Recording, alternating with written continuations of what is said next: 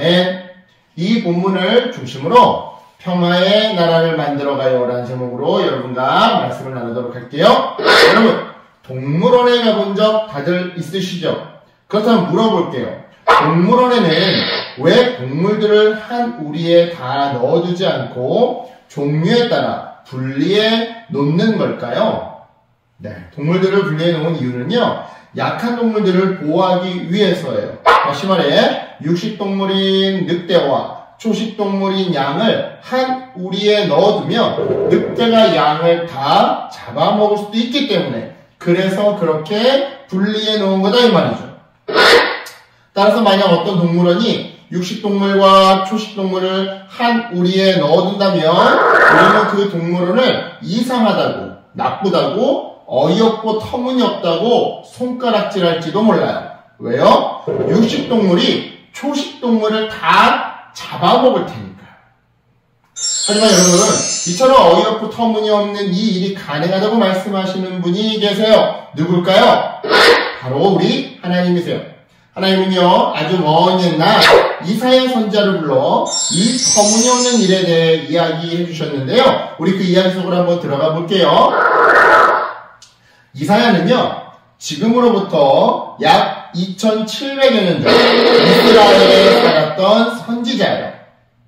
이 당시 이스라엘은요, 아수르라고 하는 메소포타미아 지역의 대제국으로부터 공격을 받고 있었는데요.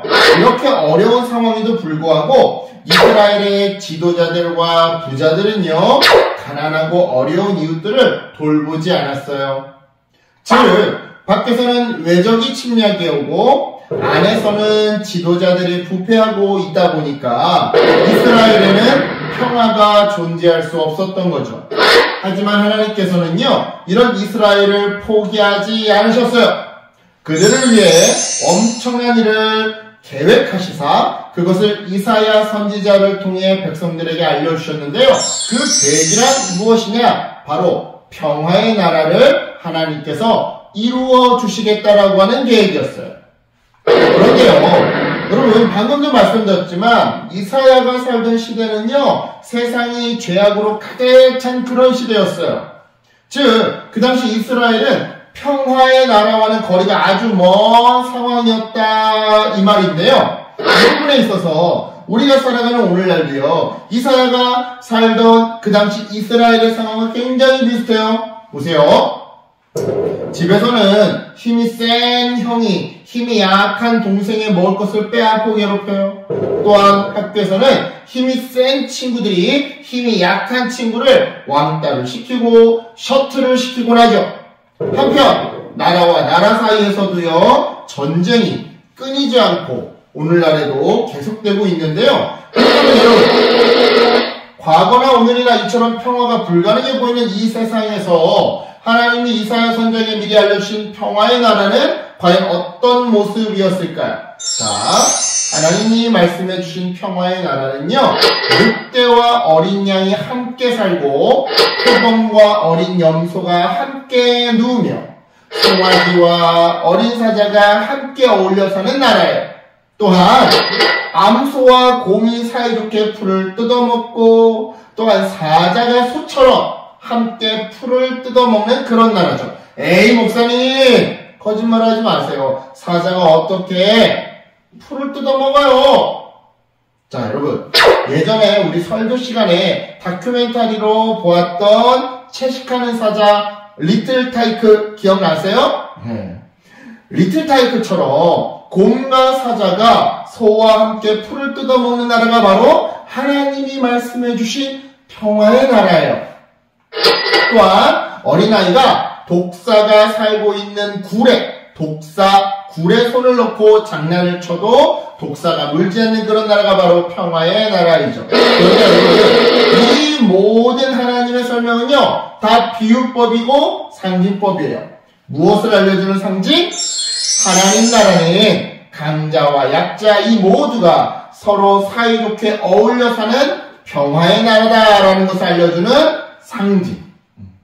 즉, 육식동물과 초식동물이 싸우지 않고 서로 평화롭게 지내듯이 하나님 나라는 강자와 약자가 모두 함께 사이좋게 어울려 사는 평화의 나라더라 이 말이죠. 왕따도 없고 셔틀도 없고 나라 간의 전쟁도 없고 힘이 센 사람이 힘이 약한 사람을 괴롭히는 일도 없는 평화의 나라더라 이 말이죠. 여러분, 과연 이런 나라가 이 땅 가운데 이루어질 수 있을까요? 결론부터 말씀드리자면 이루어질 수 있어요. 물론 100% 평화의 나라는 이 세상의 마지막 날 예수님이 다시 이 땅 가운데 오실 때 그때 완성되겠지만 그때 그 순간까지 평화의 나라는요 10%, 10에서 20%, 20에서 30%, 30에서 50, 50에서 80% 이런 식으로 점점 이루어져 갈 거예요. 왜요? 제일 먼저 첫 번째로 하나님은 정직하며 진실하신 분이거든요.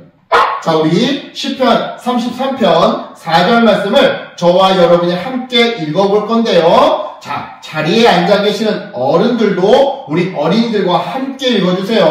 시작! 여호와의 말씀은 정직하며 그가 행하시는 일은 다 진실하시도다. 아멘.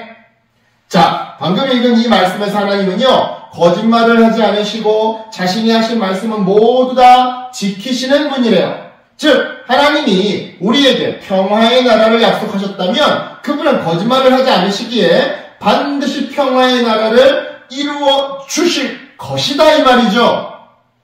이어서 평화의 나라가 이 땅 가운데 이루어질 수 있는 두 번째 이유는요, 하나님은 공의와 정의를 사랑하시는 분이기 때문이에요. 자, 시편 33편 5절 말씀을 역시 자리에 계시는 여러분들과 제가 함께 소리내서 읽어볼게요. 시작! 그는 공의와 정의를 사랑하시며 세상에는 여호와의 인자하심이 충만하도다. 아멘. 자, 방금 읽은 말씀에서 공의란 억울한 사람이 없도록 재판을 공정하게 하는 것을 의미해요.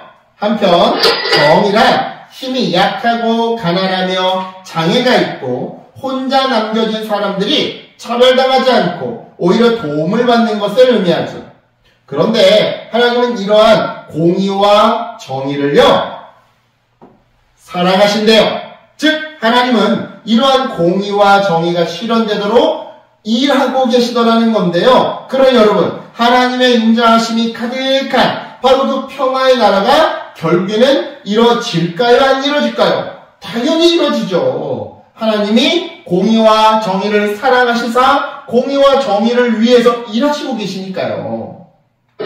이런 의미에서 여러분, 우리는요, 예수님이 다시 오셔서 평화의 나라가 완성될 그날 그 순간을요, 그저 멍하니 하늘만 바라보며 기다려서는 안 돼요. 안 돼요. 우리는 하나님 아버지를 닮은 하나님의 자녀들이니까요. 다시 말해, 하나님이 평화의 나라를 이루시기 위해 정직함과 진실함으로 일하듯이 또한 공의와 정의를 실천하듯이 우리도 누구를 만나든 무엇을 하든 정직함과 진실함으로 대해야 한다 이 말이에요. 또한 공의와 정의를 실천해야 한다 이 말이죠. 아버지의 자녀들이니까, 아버지를 닮은 자녀들이니까. 좀 더 구체적으로 말해볼까요? 우리는 먼저 정직, 거짓말을 해서는 안 돼요. 그리고 진실, 약속한 것은 반드시 지켜야 해요. 공의, 어느 쪽으로도 치우치지 말고 공평하게 대해 주어야 하고요. 마지막으로 정의, 우리 주변에 가난하고 어려운 이웃들에게 관심을 갖고 그들에게 필요한 것들을 나누어 줘야 해요. 이것이 바로 하나님 아버지를 닮은 그분의 자녀들인 우리가 해야 할 일인 거죠. 물론 정직과 진실을 실천하고 또한 공의와 정의를 실천하는 것은요, 결코 쉬운 일이 아니에요. 어려운 일이에요. 하지만 어려울 때마다 하나님, 이 땅에서 공의로운 삶을 살아가게 도와주세요. 하나님, 정의를 실천하여 이 땅에 하나님의 사랑이 가득 넘치게 도와주세요 하고 하나님께 기도하잖아요.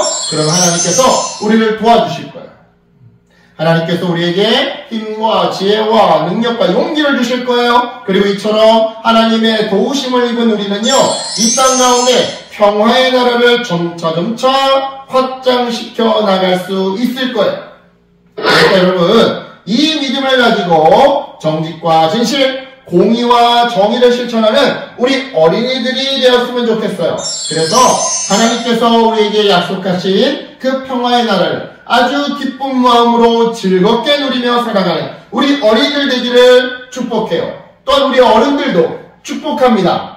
우리 어린이들에게, 우리 다음 세대들에게 정의와 공의가 충만하고 진실과 정직이 흘러넘치는 그런 세상을 여러분의 손으로 물려주세요.